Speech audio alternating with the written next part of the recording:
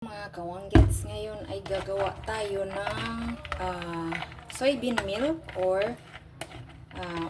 at saka tofu, homemade tofu mga kawanggets. Ngayon ay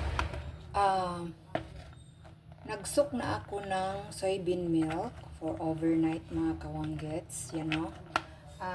Tapos i-blender na natin ngayon.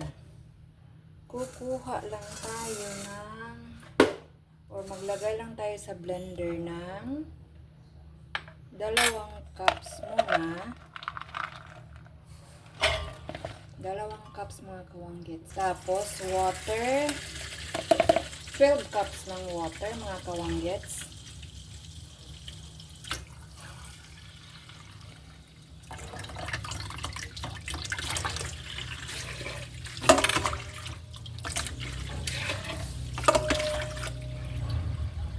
Pasensyahan nyo na ang maingay na construction sa likod ng bahay mga kawanggets, no?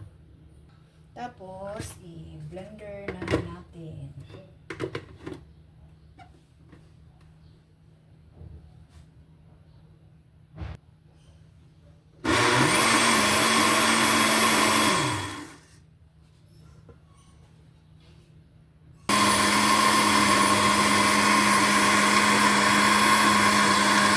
Saka mga kawanggets, tapos na kasing i-blend yun mga kawanggets. Meron akong cheesecloth, tapos baking bowl.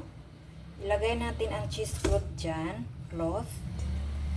Tapos ipitan natin mga kawanggets. Alam nyo kung bakit iipitan yan, para hindi mag-loosen yung cloth. Dahil sasalain natin ang gagawin nating soybean milk or tofu.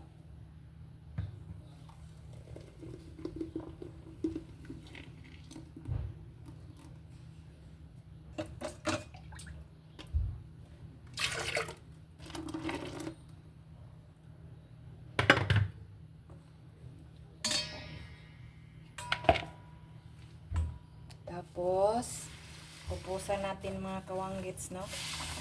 Ano ba sa Tagalog kasi yung kupusan mga kawanggets?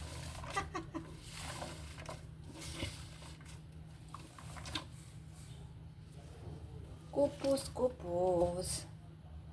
Ayan na siya mga kawanggets, no? Tanggalin yung mga bula-bula mga kawanggets at saka itapon na dahil hindi natin kailangan, 'di ba? Pag hindi mo kailangan ang someone or somebody, itapon na yan mga kawanggets. Or iwanan mo mga kawanggets dahil wala namang kabuluhan yan mga kawanggets. Isang hugot galing sa inyong mga kawanggets. Kapag walang silbi, itapon. Huwag nang patagalin mga kawanggets, itapon na yan. Ako. Ano pa bang hihintayin no mga kawanggets? Ayan na mga kawanggets. Ang ating gagawing tofu, iluluto na natin no mga kawanggets. At saka sa gagawing tofu ay meron tayong ilalagay no ito. Yung pang tofu coagulant. At iwan ko kung anong pangalan yan. Paano bigkasin no? Para mag-create ng tofu mga kawanggets. Mamaya ay ilagay natin, hihintayin muna natin ng 15 minutes. Tapos, pag hindi mo naman siya gagawing tofu, gagawin mo siyang soy milk, hayaan mo na siya dyan, lutuin 15 minutes or more hanggang gusto mong lutuin mga kawanggets. Pagka mabango na siya, pwede mo nang hanguin, tapos lagyan ng sugar, yan, or milk, no mga kawanggets. Masarap siya.